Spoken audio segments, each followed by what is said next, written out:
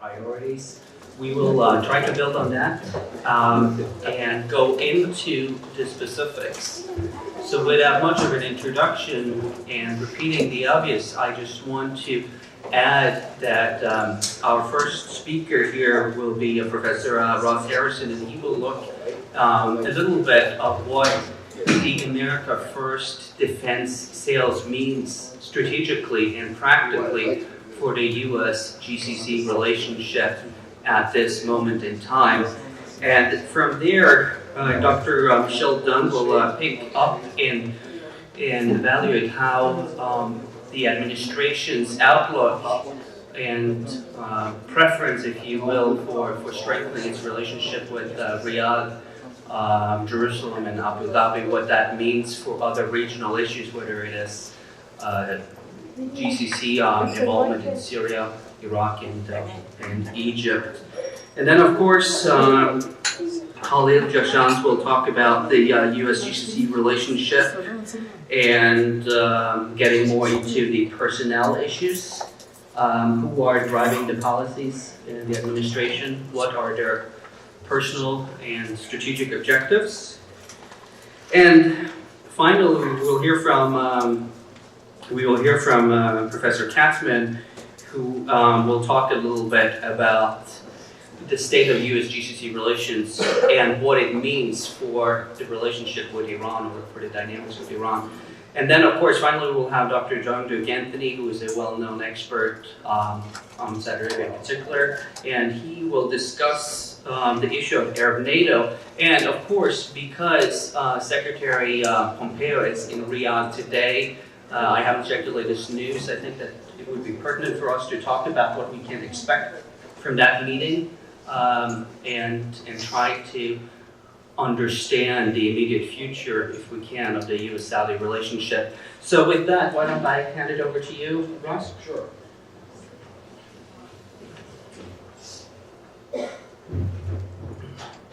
Everybody hear me? Okay. Thank you, Siggy. I want to thank the Gulf International Forum for hosting us here today at the inaugural conference. I also want to thank my Siggy himself and also my fellow panelists. It's an honor to be here today. My task, as Siggy mentioned, was to talk about the geopolitical context of U.S. arms sales to the GCC countries. Now, I was told a number of years ago by a mentor that any speech I give, I should start with a joke. I'm coming up a little bit short on this topic, so I think I'll just move right into the substance of the talk. The public discourse on arms sales to the Middle East have always been, or has always been, heavily politicized. That's just the nature of Washington. It's the nature of the relationships that we enjoy in the region. But this administration has moved that to a whole new level. They haven't just politicized the issue of arms sales, they've personalized it around two particular actors, or a couple different actors, one Saudi Arabia and the other Israel. And these are alliances that we've had for many years, and I'm certainly not going to pass a value judgment on arms sales. It's been a feature of U.S. foreign policy and been a feature of the Middle East for decades. But what's happened is we have this Manichaean view of the world, that good versus evil, and that our friends, Saudi Arabia and Israel and the UAE, are not just exceptional friends, but they are, as David Aaron Miller said, exclusive friends, and that Iran is somehow painted as the enemy. And I think that is problematic, and I think the passing, or the apparent passing of our friend Jamal Khashoggi is kind of a sort of the symbol of what's happened in terms of the relationships, our alliances, and who's our friend and who's our enemy.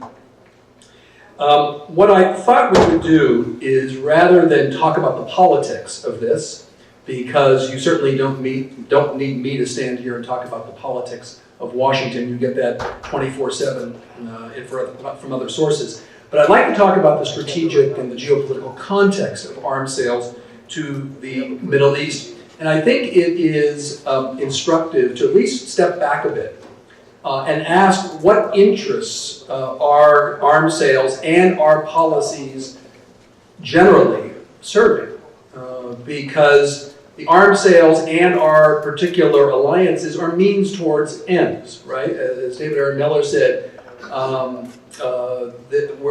are in a mode where we might be looking much more transactionally at Middle East policy or U.S. policy towards the Middle East. And so I think it's important that we ask, if we're thinking about it in a much more transactional sense, what is the nature of American interests in the region?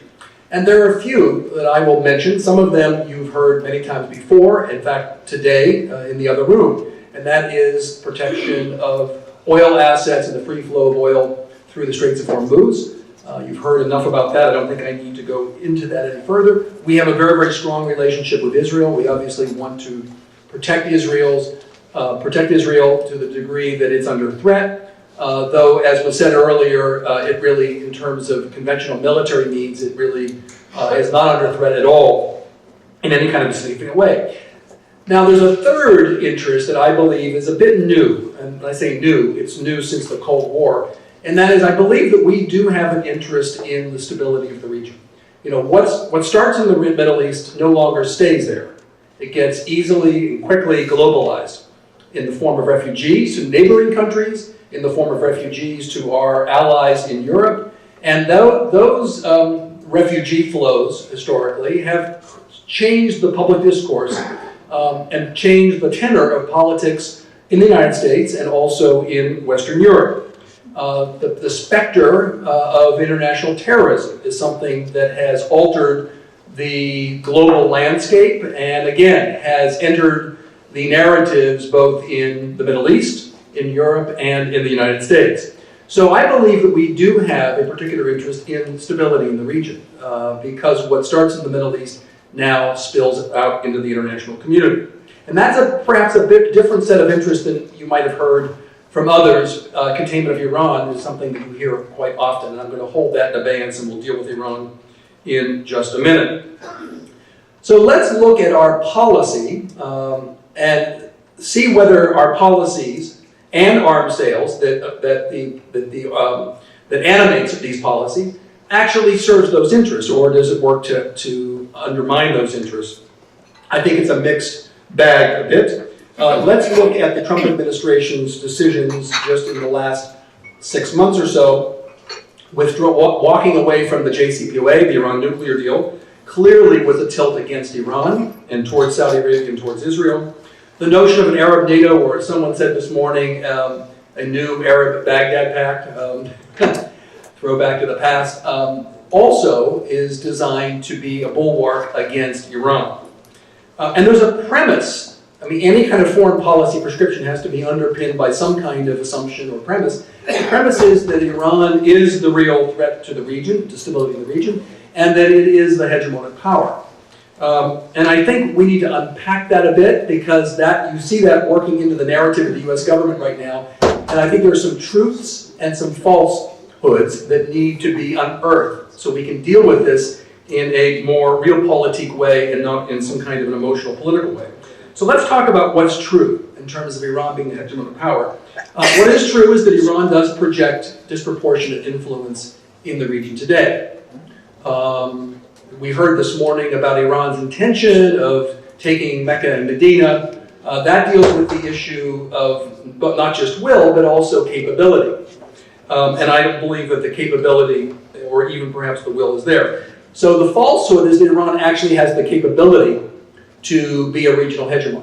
I would contend that there's really no power in the Middle East today, at least among the major powers, Iran, Saudi Arabia, Turkey, that has the ability to be a hegemon. That's kind of the good news long-term for the region. This is not where you have China and then you have, smaller states of smaller order of magnitude in terms of capability. You've got three major regional powers, and ultimately perhaps Egypt may join them.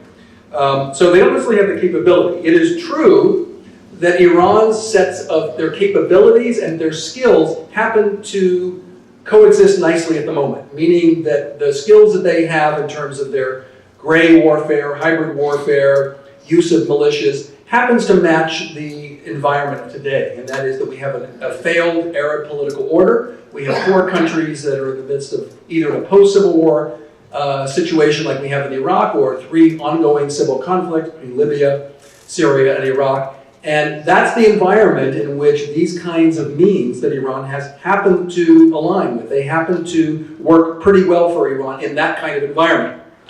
So that is certainly true. Falsehood is that arms sales and more arms sales will somehow give Saudi Arabia, the UAE, our allies, and the United States a better bulwark against Iran. I think that's a falsehood. Because if you look at what I just mentioned in terms of Iran's capability, they're asymmetric means. These are means that don't necessarily align or correspond or line up with the capabilities that Saudi Arabia has, or even that the United States has in the region today.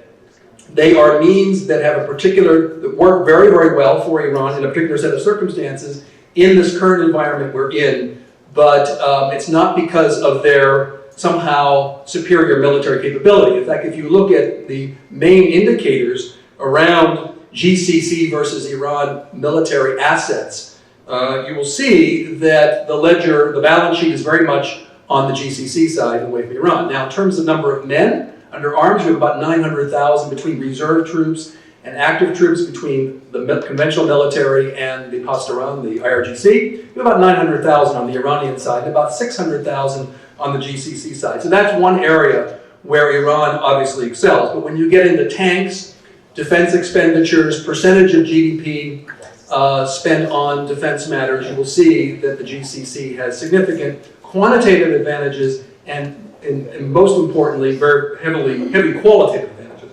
So this notion of somehow a more arms sales, or as Donald Trump has said recently, these beautiful arms, $110 billion, I believe it was, over a 10-year period. This is a continuation of a policy policy pattern that has existed for a number of decades. What is new is the policy that accompanies, the strategic context that accompanies those arms sales. And the idea somehow is that we need to have sort of a distorted view of what they call offshore balancing. Offshore balancing is an approach that essentially says that if you're in a region and there is some asymmetry in power, the United States should be relying on its regional partners, and when it needs to put boots on the ground, it puts boots on the ground. And the idea is that you create a more stable balance of power, and that you create a better outcome both for the countries in the region and for the United States. That's not the situation here.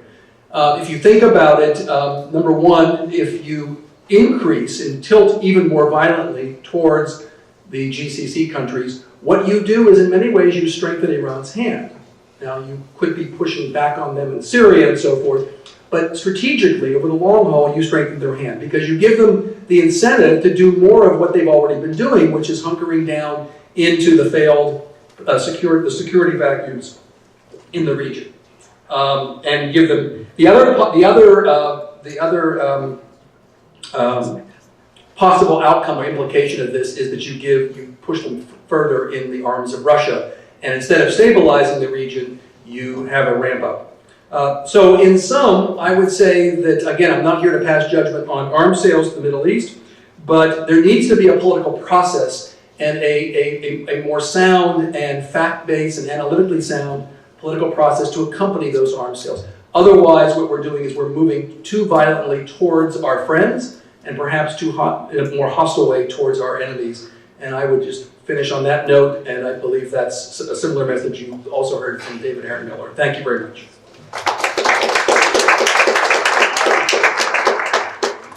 Michele, do you want to pick it up from there and look at the regional context? Yes, thanks. And I'll speak from here. I hope everyone can hear me.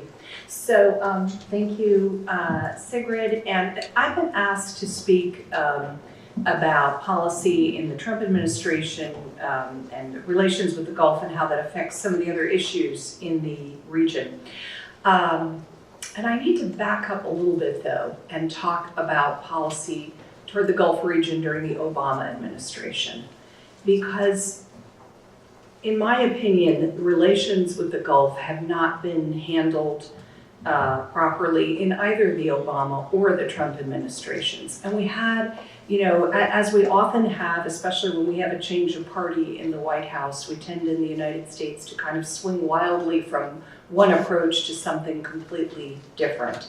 So, President Obama, I think, sort of behaved as though he did not take Gulf concerns seriously regarding Iran, regarding Syria, and some other things. And look, this is a gross generalization, right? But in the main, I think, in my opinion, they just, in the Obama administration, they didn't engage actively enough with our allies in the Gulf, particularly in the first couple of years after 2011, after the Arab uprisings and the kind of panic that set off in the region about what kind of change was coming. And, I think a lot of leaders getting worried about changes and so forth, right? And so I think there should have been much more active engagement, and I'll say a little bit more about what I think the nature of that should have been.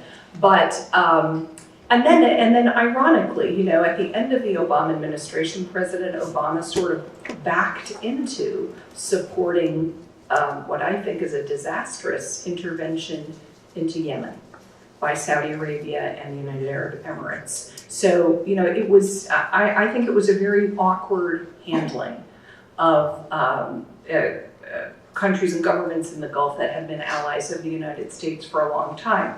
Now, President Trump has swung so far in the other direction, sort of behaving as though some of the Gulf allies, in particular Saudi Arabia and the United Arab Emirates, can do no wrong, and that everything hangs on them, and so much of the diplomatic strategy and economics and so forth hangs on them. Just too many eggs, frankly, in that basket. So I think we've gone from one extreme to another, and we've also had, I think, an unhappy tendency to want to group Arab states, and we've done this in the past, and this always drove me crazy, the moderate Arabs or whatever, we decide who's our group of friends and we were trying to deal with them as a block, and so forth, which I think often does not end up well. Now we see the Trump administration, because of this, absolutely horrific affair of Jamal Khashoggi, a friend I know to many of us here, and whatever terrible thing happened to him. And we see the Trump administration now scrambling to try to figure out how it's going to salvage its relationship with Saudi Arabia and this whole strategy that seems to hang largely on relationships with Saudi, UAE, and Israel, of course. And there's so much at stake here with how this thing's going to be resolved, and I know it's going to be discussed a lot about the relationship and everything. I want to mention one other thing that I don't know whether other people are going to bring up about what's at stake here. I know, and I'm sure many of you know, civil society activists, journalists, political activists from all over the Arab region, many of whom are living in exile. They're absolutely terrified now. I actually know people who haven't left their house in a week or more because they're so terrified about what signal will be sent by how this affair of Jamal Khashoggi is eventually resolved. So I think there's really a lot hanging on that. So let me turn a little bit to, I mentioned that the Obama administration should have engaged more seriously with the Gulf allies relating to their fears around the Arab uprisings of 2011. Clearly, I think the handling of Syria was disastrous from the part of the United States, and that even in terms of a country like Egypt, for example, what we saw was this all-out kind of struggle for survival and struggle for influence. With one Gulf state, Qatar, investing heavily in Egypt in the presidency of Mohamed Morsi and so forth, and in some ways shielding him from I think what could have been some more positive influences and so forth. And then now, of course, Saudi Arabia and the United Arab Emirates being involved with the coup and supporting Sisi after that. So the United States has been kind of batted back and forth by these Gulf allies. There is one misconception that I think is important to clear up. This idea that the Gulf allies are upset at the United States because we threw Mubarak under the bus. The ones who threw Mubarak under the bus were the Egyptian military. They were the ones who decided to side with the demonstrators against Mubarak. And there was no way that President Obama or any American leader was going to tell the Egyptian military, no, please do fire on the demonstrators or something like that, right? So, I mean, the United States really, went with the Egyptian military and at that moment, at least, with the demonstrators. So I don't think it's fair to accuse President Obama of making a mistake there. But at the same time, as I said, I felt at that time that, and I was, talking to U.S. officials a lot at that time about the need to be engaging with other Arab allies and discouraging them from all the various interventions that we have seen them make, whether militarily, economically, so forth, in the Arab states after the uprisings. So, now we have a situation, I think, with President Trump, where, regarding Syria, for example, and I know we'll hear more about this, there's this desire to, once again, group our Arab allies together and get them into some kind of a military force, the Middle East Strategic Alliance or whatever, that will do what we as Americans don't really want to do ourselves in the region. I don't have great hopes for this coming about, but it's it's something that has come up over and over again, right? We keep wanting to do this instead of wanting to deal. So that this issue has come up about a more transactional relationship with Arab states. I think that's very interesting. I'm sorry that I actually missed Aaron's talk on that, but this is a question I think that has come up certainly since 2011 and will continue to come up now. If you have an alliance with the United States, if you have a relationship with the United States, what is it for? What is it for? I mean, for a long time it's been clear it's for maybe helping to defend you against external enemies, cooperating with you in defense against terrorists, against even domestic opponents who would use violence to overthrow the government and so forth. But what about when you've got internal dissent that is not essentially violent? And I think it became clear after 2011 that a military or security alliance with the United States is not for crushing that. And a lot of our Arab allies have been, angry at us about that. But that's going to be an issue. And, now we see with the Khashoggi affair, what's an alliance with the United States for? Is it for whitewashing, a terrible crime like this? I think we're going to continue to face a lot of hard questions about what these relationships and alliances are about and what they're for as this whole region continues to go through a very long and painful period, I think, of political and economic change. Thank you. And looking at the internal dynamics in the White House and some of the decision-making there, Khalil, you want to take it from there? Okay. First, I apologize. We did change the topic for my presentation a bit, and the organizers forgot to brief you about that. The reason for that is kind of funny, but at least I think it's funny. When I got approached by my colleagues at the Gulf International Forum to participate in that, and they suggested actually that I focus on that and on U.S. policy on Palestine. So I told them, okay, that should take about 30 seconds. What do I do with the balance of my time? And they said, well, what do you instead like to do? I said, what I'd like to do is actually focus on U.S. policy or Trump's America, the way they put it, and the region, in terms of at least two themes that I arbitrarily picked to share with you, and then we'll go from there. I'm not averse to responding to your questions during the Q&A with regards to the other issue, but I prefer to do that, and since I was authorized to do that by the organizers, so I will proceed with that. First, let me start by with the understatement of the century. U.S. relations, as most of you know, I'm looking around the room, a lot of Middle East old hands here, so you're all experts in a way in your own ways about the region. But U.S. relations with the Arab region have historically seen some good days and seen some bad days. We are definitely going through some bad days right now on different levels for a variety of reasons.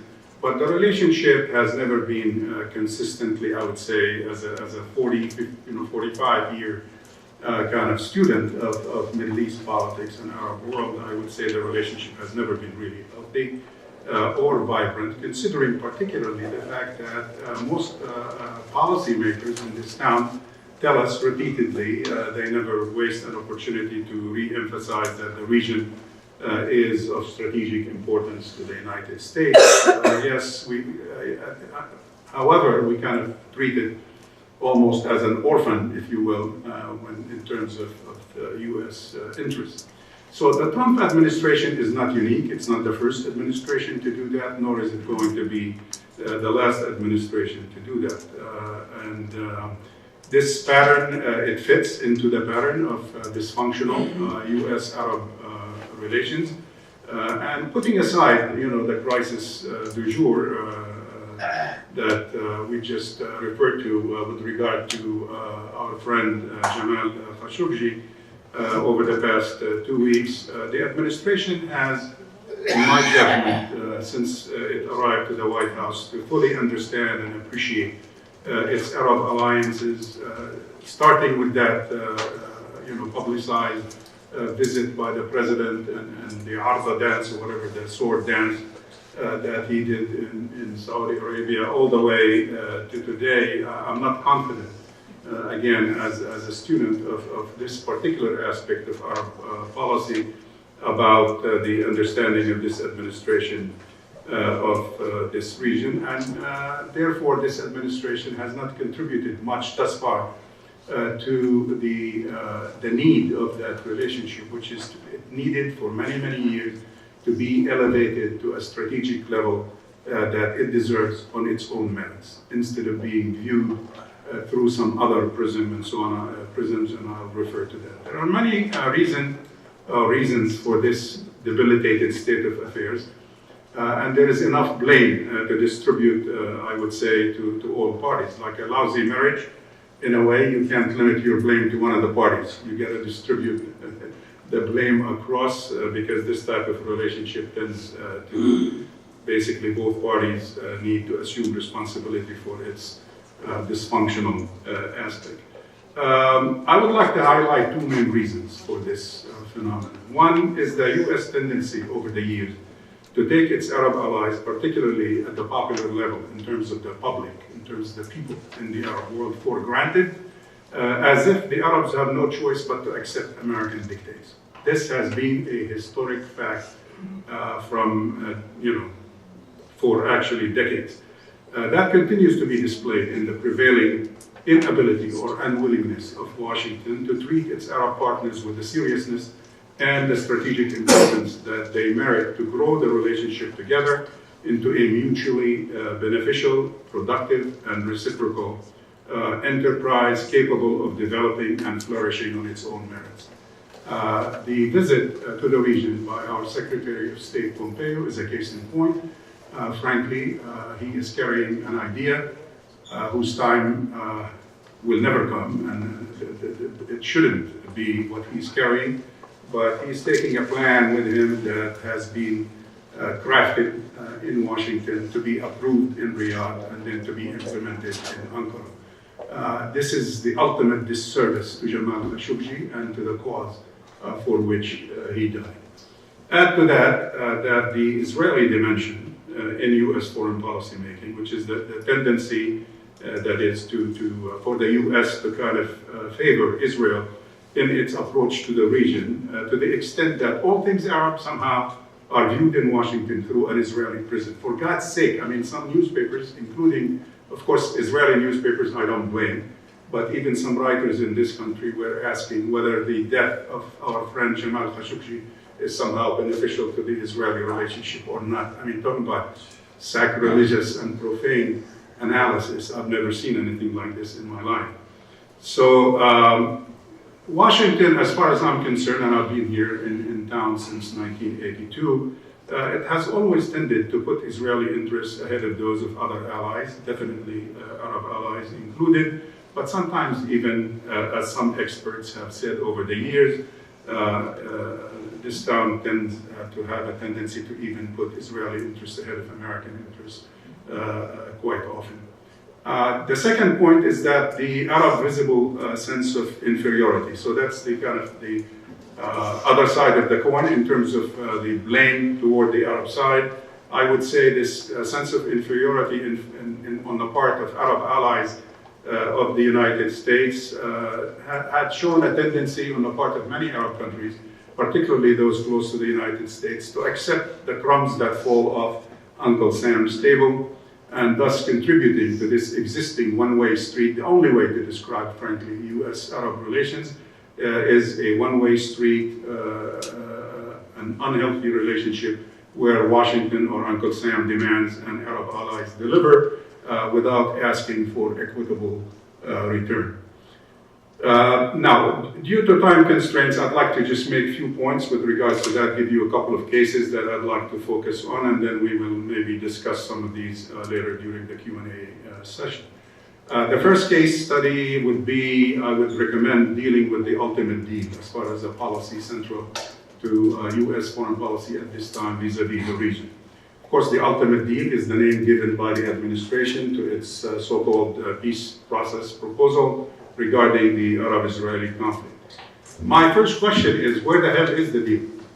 I mean, there we are almost 2 years in office, and we do not know what the heck is in that deal. It's not important for you and I, apparently, to know, but it definitely is important for Israel and for the Palestinians to know what the heck is involved in that deal, because for them, it's an issue of life and death, and they need to know that. And yet, our team here, if you can call it a team, seems to be taking its time dancing around the issue, and somehow, right now, they seem to even have taken a retreat from it because they feel that the ground is not fertile for them to unveil it at this time. Even more basic questions. What is the objective? I mean, are we talking about a peace process in the Middle East that is going to end occupation, that is going to come up with a two-state solution, that is going to lead to independence? Who represents the Palestinians? I mean, these are issues that have nagged us as a country that has been engaged in the game of Middle East peacemaking for at least 5-6 decades, if not more. And yet we are going back to ground zero because we have an administration and a team in place that is not willing to accept the conventional wisdom of peacemaking in the Middle East and the terms of reference that have been developed over decades of peacemaking in the Middle East. The second idea is, and I do have just a couple of minutes, the Arab-NATO proposal, which involves the GCC +2, and I know others are going to talk about that in detail, but let me just say this whole business of Middle East Strategic Alliance known as MESA. First of all, it's an insult to me because I'm a member of MESA, the real MESA, and I have actually recommended to our board of directors to sue the administration for taking over the name, which is a respectable name and should remain so. I mean, what is the purpose of this alliance? Technically, the administration says it's a bulwark against Iranian aggression, terrorism, and extremism. Great, God bless you, go ahead and do it. But is it really a recipe for regional stability, or is it a disaster in the making? With all due respect to the administration, I belong to the second school. My answer is B. So when I look back at US motives versus Arab motives, when I look back at, is the US really, I mean, I have to ask that question, is the US today, is Mr. Trump willing to fight Iran at this time? Or is he willing to use Arab soldiers to fight Iran and make him pay the bill and somehow supervise from a distance, knowing that they do not have the means, nor do they have the will, nor do they have the equipment, nor he's willing to sell equipment, and I'm sure he would love that. But there are serious questions about the idea. So I would say, when you consider that, I would say that the whole idea is out of whack. And finally, let me just say with a couple words, I know I'm out of time, sorry. Public opinion. We have conducted, if those of you who are interested, please take a look at Arab Center Washington website. Take a look at the public opinion section of that. Take a look at the last public opinion survey we conducted to see what the Arab public thinks about these issues.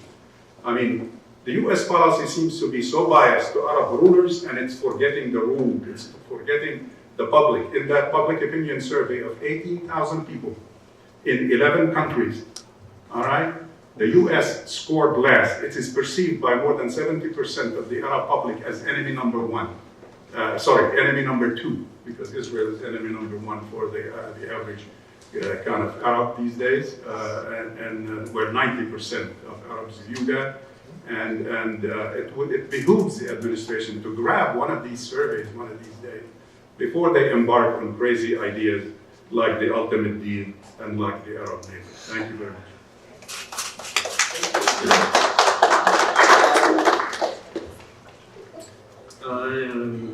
Ken, do you want to pick up and look a little bit about the specifics of how everything that Khalil outlined in terms of this kind of maneuvering, what does this exactly mean for the specifics in terms of how the GCC sees Iran, how do they respond? Thank you. Namaste. I've been asked to talk a little bit Iran, how it's affecting U.S. relations with the Gulf states and affecting relations within the GCC states. Just to briefly set the stage, U.S. policy toward Iran is occurring within a context in which the region appears to be dissolving into militia rule, warlordism, and governmental failure. The region almost, at times, seems to be evolving into one large failed area of the planet stretching from Morocco to India. Because of this dissolution, the American public no longer supports the level of U.S. involvement in the region that it did in the 1980s, the 90s, and the immediate aftermath of the September 11 attacks. It can be safely asserted, I think, that there is not going to be any Marshall Plan for the Middle East. The ideas promoted by some Washington think tanks that the United States can or should remake the Middle East or fix the Middle East no longer find any receptive audience in the great majority of the U.S. public. The days of think tanks putting forward a MIDI strategy for the new administration that resonates anywhere beyond the minds of the think tank authors of such a piece are essentially over. In this context, the administration appears to be having difficulty gaining broad public support for ramping up a confrontational policy toward Iran. The administration appears to be aligned with Israel and several GCC states, particularly Saudi and the Emirates, in identifying Iran as responsible for all the region's ills. The administration's solution has been to withdraw from the landmark 2015 nuclear deal and reimpose U.S. secondary sanctions in the hopes of crushing Iran's economy and perhaps bringing about an Iranian political collapse as well. It can be argued, I would argue, that there are several problems with the administration's strategy. The first is that Iran has never had difficulty conducting operations throughout the Mideast region, no matter how much financial pressure it's been under. The second problem is that it is taking much more energy on the part of the administration to persuade U.S. allies and other countries to reimpose sanctions on Iran than the administration expected. Such countries as China, India, and others, Turkey, others, have said there is no legitimacy to reimposing sanctions, and we're not going to go along with reimposing sanctions on Iran. The third difficulty is that rolling back Iran's regional influence will, at least in some cases, require actions that would draw the U.S. deeper into the region's conflict, the exact opposite of what President Trump seems to want to do. And as I said up front, getting drawn deeper into the region's conflict is the opposite of what the US public would support. The use of proxies against Iran by the US comes with similar difficulty. We already see how difficult it's been for the Saudi-led coalition to push back the Houthis in Yemen. The Saudi effort to rally Lebanese opposition to Hezbollah was a complete and utter failure. The Saudi effort to reach out to Iraq to limit the influence of Shia militias and other pro-Iranian leaders in Iraq went nowhere. The Gulf states were not able to forge a winning coalition in Syria to topple Bashar al-Assad, and Iran has ended up the preponderant power there. Israel is having some success in perhaps causing Iran to think twice about what materiel and fixed infrastructure, military infrastructure it puts in Syria. That's true, but Israeli action has not in any sense caused Iran to reduce its presence in Syria or to think about abandoning Assad. To generate evidence that it has an effective Iran strategy, the administration is trying to assemble the latest in a series of problematic Arab coalitions to counter Iran. In this case, it's turned the Mesa. We've heard about, not to be confused with real Mesa. And the centerpiece of the alliance is the GCC states.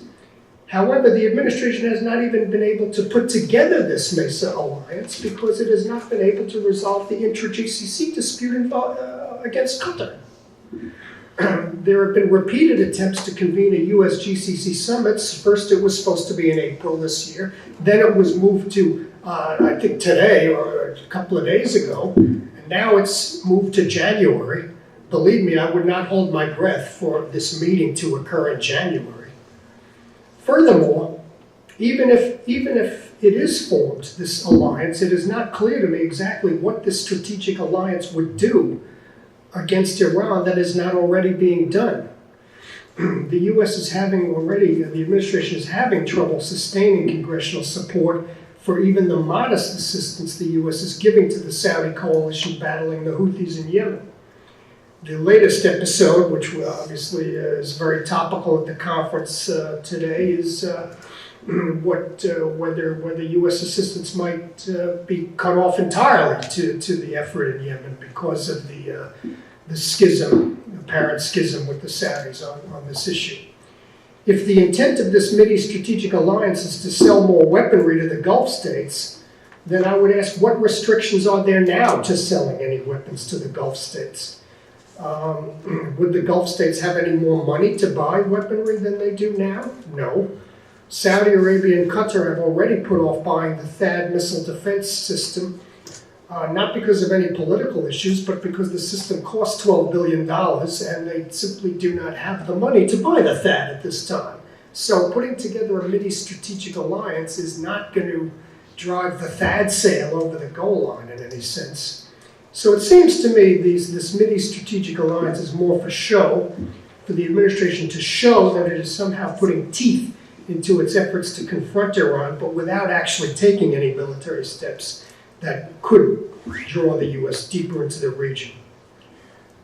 So in sum, I see really no indicators that at this point the administration's strategy of rolling back Iran's regional influence, either directly or through the Gulf states or other proxies, is having any success whatsoever. And I'll end there. Thank you. Thank you. Because we have already discussed Mesa quite a bit, with your permission, John, could you perhaps lend your insights to the current environment of the U.S.-Saudi relationship and how you foresee the next, beyond this week and whatever will happen, but for the next couple of months, how do you see the relationship unfold? Is it a personal relationship, or is it a personal relationship between MBS and Trump and Kushner, or is the relationship right now between the states? How do you outline it? So please take it from there. Just work. Thank you. You put the questions quite well and clearly. I will come at it in the following ways. A few more comments on the efficacy of the proposed NATO, Arab, NATO, or Middle East Strategic Alliance? And my long answer would be the same as my short answer, no and no. Such alliances turn at their most fundamental component on trust. There's the absence of trust in this instance.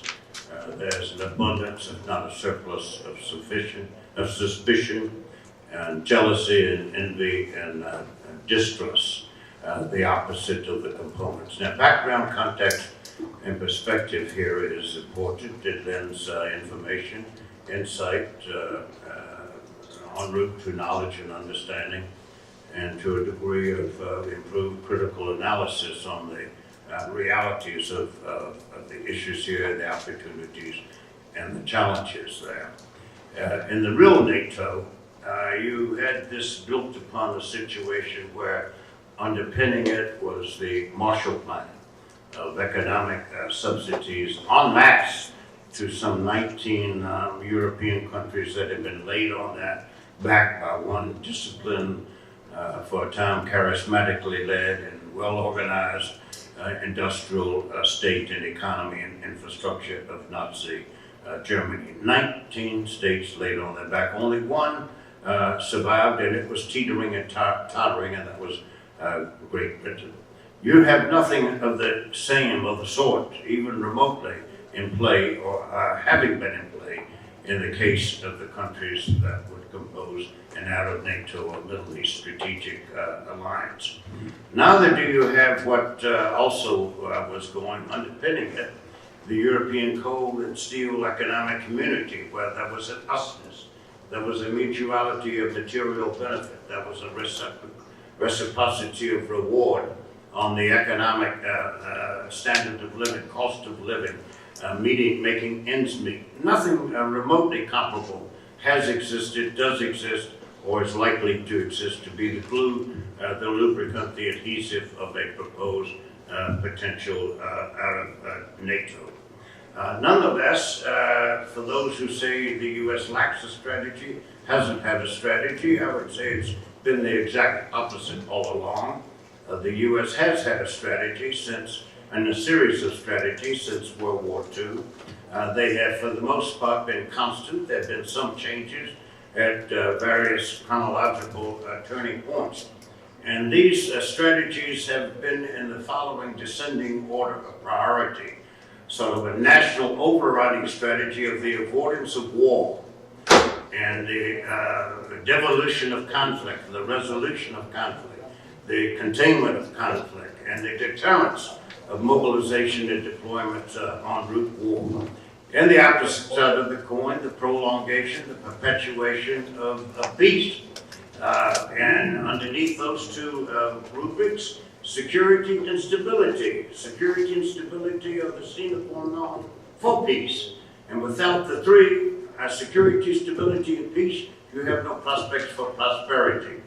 This is a part of the planet, Arabia and the Gulf, that has had, compared to other less developed countries, 130 of them, this has had an unrivaled, unparalleled degree of prosperity and peace and stability and security. The United States, for all its flaws and warts, shortcomings and limitations and constraints, has been key to this. So there are some positive, numerous positive aspects about this, and let's be frank about what they have been, and they've been rather momentous. The United States was key with 50,000 deployed naval personnel to the ending of the Iran-Iraq War, one of the longest in the last century, 1 million casualties on the two sides. The United States, working with the GCC and Pakistan, was key to driving the last nail in the casket of the Red Army. And shortly thereafter, the last chapter, which imploded the Soviet Union. The United States was also key to the system and networks and foundations and frameworks of defense cooperation agreements to this day that has prevented or helped to prevent the expansion of the Iranian Revolution to the western side of the government. Correct me if I'm wrong, anyone, but Iran has the only constitution on the planet that has in it italicized, neonized, capitalized the obligation to spread its revolution to other countries, in particular to the neighboring GCC monarchies. So there have been these positives through the 50s in containing the Cold War. The 60s the same, the 70s same, the 80s the same, in the 1990s with the liberation of Kuwait and the reversing of Iraq's aggression against Kuwait. This, I would argue, is the last moment, the last chapter where the United States, for the most part, did the right thing in the right way at the right time for the right reasons and the right results with the right partners. On the negative side, however, let's be frank and let's be empathetic here. Do we say what we mean? Do we mean what we say? When we speak of international law, this is largely, to use diplomatic polite language, bullshit. In the sense of, do we uphold our Constitution regarding issues in this region? The answer is the same pretty words there. Article 8 of the U.S. Constitution couldn't be clearer that all treaties, sanctions, conventions to which the United States is a sovereign signatory of the supreme law of the land. United Nations is one of them, and the Charter is the inadmissibility of the acquisition of territory by force. Here we expend $150 a second, $6,777 a minute, $366,000 an hour, and a minimum of $10 billion a day to a country that violates that premise, that international law, with their assistance more than any other country on the planet. The same thing with the Fourth Geneva Convention, to which we're also members by treaty, which spells out in black and white what an occupying power can and cannot do. It cannot move its people into the lands and the resources of the occupied peoples. Here we have the United States looking like its compartment here, with I think Khalil's opinions about who is number one and number two of the enemies there. We are seen as part and parcel of the enabling. These have implications. These have elements pertaining to respectability, to legitimacy, and to validity. Let's not fool ourselves. Suspend our own judgment about our needs, our concerns, our interests, our goals, and try to project ourselves as much as is humanly and psychologically possible in the shoes of those whose interests, whose needs, whose goals, whose legitimate objectives are rent asunder. I apologize for not speaking with passion. Well, thank you so much for an enlightening conversation here. Since all of us have gone a little bit above our time lots, I will just take the questions that we have here, and I will pass them on to each one of you, so you can be brief in your answer. And the first question here is, what effect, if any, will the resignation of Nikki Haley have? So, why don't we start with you, Ross? This administration, when the constellations change, it's hard to determine, what you have at the end of that process. I can say, from what my understanding is, Nikki Haley was increasingly, particularly marginalized, particularly with the coming of Mike Pompeo to the State Department and Bannon in the White House. That she thrived and did very well when you had weaker folks like Tillerson and McMaster, or folks that were at least less supported by the president. So my hunch is that you will see a increasingly strident foreign policy and an extremely stridently expressed foreign policy in the UN, perhaps lurching even further in some of the treacherous waters that we've gotten ourselves into, at least from my perspective. Thank you. Just to add briefly to that, look, I think Nikki Haley, her foreign policy views were somewhere in between what the views of President Trump and others high up in his administration who are there now, and more mainstream Republican foreign policy views, or maybe tending toward neoconservative Republican foreign policy views, which has mostly not been what's been in this administration, although John Bolton is there now. So, I mean, there are some some issues. I mean, and even though, despite her assertiveness and, everything that's happened between the United States and UN institutions while she was there, in some other ways she was a little bit more of a multilateralist than a lot of people in the Trump administration were, and a little bit more willing to work on a multilateral level. She also showed a little bit more consideration for example, human rights type issues, although not necessarily consistently so when it came to Palestinians and so forth. But I think that's now going to fall largely to Vice President Pence, who now seems to be, the one in the administration who maybe speaks up for those type of things. So,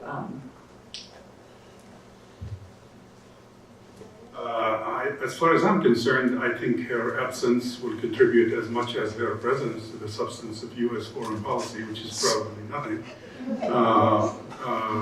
With all due respect, I think many countries at the UN kind of reminiscent of the old days of Bolton and Jean Kirkpatrick and tradition of kind of offensive people that we send to the UN to offend the international community once in a while. A lot of people are probably glad to see her gone. The problem is now, who replaces her? I mean, if the president decides to get rid of Bolton because he's unhappy with some of his performance or views and sends him back to the UN, that could be worse. So, she's not necessarily the worst choice. There are also, by the way, at the risk of disappointing some in the audience, I'm sure there are a couple of Arab countries that are disappointed to see her go too.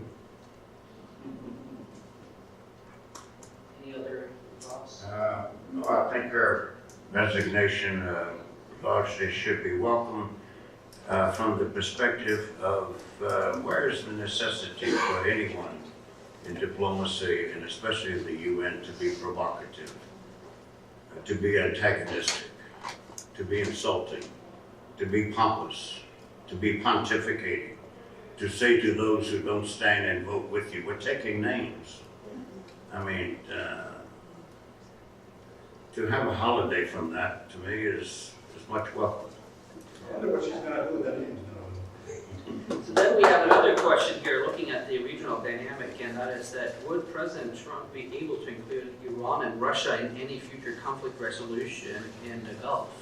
So that's a very interesting question, because I'll just add my little 2 cents to it, and it is that the Gulf crisis has accelerated the importance of Turkey, Iran, and even Russia into the mix of instability. So the question is really not that far off. So with that, Ross, what do you think? Yeah, I'm going to break the question down into 2 sort of sub-questions. First, can we actually have peace and stability in the Middle East without Iran and Russia? I think the answer clearly is no. I think we learned that in Geneva 1, and I think we've learned that since.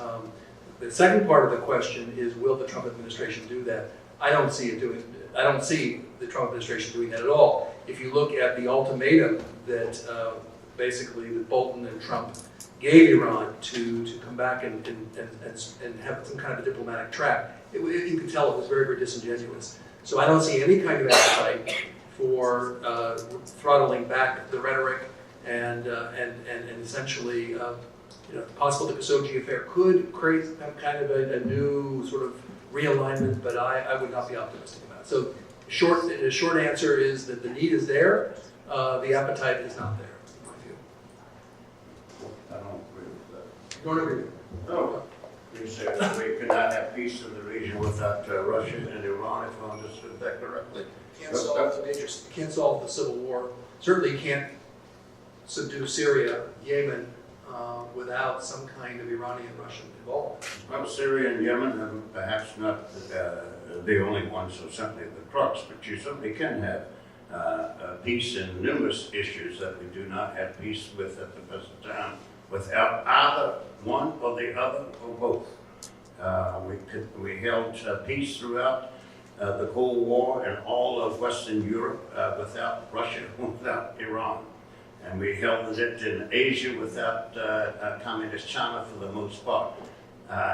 Peace does not entail the inclusion of all the actors in a particular region or neighborhood. It does include the appropriate ones, the right ones, the relevant ones, the more powerful ones. Russia and Iran are not of that description, and most or many of the cases crying out for peace in the region. We are. Ken, what are your thoughts? The U.S. policy is basically to bring about the collapse of the Iranian economy. It is not the U.S. policy really to have a normalized relationship with Iran, diplomatic engagement with Iran. The clear thrust of American policy toward Iran is to bring about, through secondary sanctions, the collapse of the Iranian economy, and to cause Iran's political system to either collapse or simply surrender. And I think most Iranian experts, myself included, believe that this is largely unattainable. The Iranian economy is very resilient, particularly when you have major countries, some of them I mentioned, China, India, actively looking not to cooperate with U.S. secondary sanctions. There will not be a collapse of the Iranian economy or the political structure. And so I do not see any U.S. intent to include Iran in regional security arrangements or in any conflict resolution that would in any way benefit Iran. Just add one thing. There is another side to this coin, which came to us surprisingly from Saudi Arabia this week. I don't know how many of you, I know some are familiar with Turki Dakhil, who's the editor of Al Arabiya Net TV and a prominent journalist who is very close to Mohammed bin Salman and to the establishment. And he came up with an editorial basically suggesting 30 steps that could be taken to retaliate against U.S. Sanctions if imposed on Saudi Arabia. Among those, surprisingly, of course, that was later denied, and a distance was established between the regime and Turkey. All of a sudden, he's no longer part of the inner circle. But he included, by the way, those two players. He suggested a base in Tabuk for the Russians. Saudi. Could you imagine Saudi Arabia taking that initiative in retaliation? And he suggested basically rapprochement with Iran to kind of teach Trump a lesson. Very quickly to our panelists here to pick up on what Khalil just said. How do you read the immediate aftermath of this Khashoggi affair?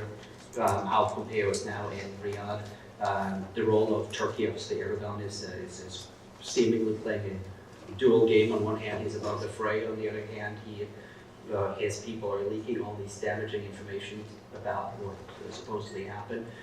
Where does the U.S., Turkish-U.S. Saudi relationship stand? Any thoughts or ideas to that? Michele? Look, I think the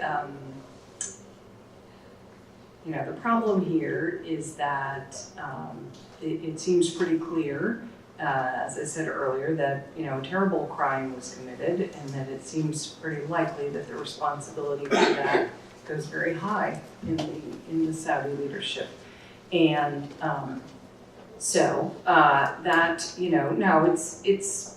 I don't know that it's not necessarily the United States' problem to solve. But President Trump does, face a specific issue with the Senate having sort of now called into play the Global Magnitsky Act, and he's got to report to Congress on what is his understanding, the U.S. government's understanding of what has happened here, and if there's been a gross human rights violation for which a government with which we have a lot of dealings has responsibility, then there are sanctions that come into play and so forth. So this is sort of what the United States is dealing with at home. Now, what Turkey and Saudi Arabia might be able to work out between the two of them as an acceptable resolution of this affair is one thing, and what the President of the United States has to report to the U.S. Congress in terms of our understanding of what happened and what the consequences of it are, might be something else. Yeah, I think I agree with Michelle. I think certainly on the Saudi-Turkish front, I think they're going to look for ways to manage their relationship through this crisis. I guess the way I look at the U.S.-Saudi relationship and the U.S.-Turkish relationship, the U.S.-Turkish relationship this is a bit of an overstatement, it has nowhere to go but to up, because it's been beset, it's been problematic over U.S. policy in Syria and other matters over the last couple of years. So my hunch is that both Ankara and Washington are going to do their best to try to manage this in a positive way and use it as a platform for improving relations. On the Saudi-U.S. side, it's the exact opposite. There's nowhere to go but down at this point. I think the signals for that have been, the smoke for that has been coming out of the Congress for quite a while. And so I don't think, we've talked a lot about Donald Trump, I don't think that Donald Trump, the White House, is going to be able to manage, they can't manage the Middle East, but I'm not sure if they're going to be able to manage this issue, because I think the horse may have left the cart already in the U.S. Congress. On that note, Just one short caveat with regards to U.S.-Saudi relationship and the role of Congress. The animosity in Congress towards Saudi Arabia over the past several years, actually, has been focused mostly on Yemen. Now that Yemen concerned group in Congress is turning against Saudi Arabia for purely internal Saudi reasons. That has never happened before. It's a new game changer. on that note, I'd like to thank the panel, and please let's give them a big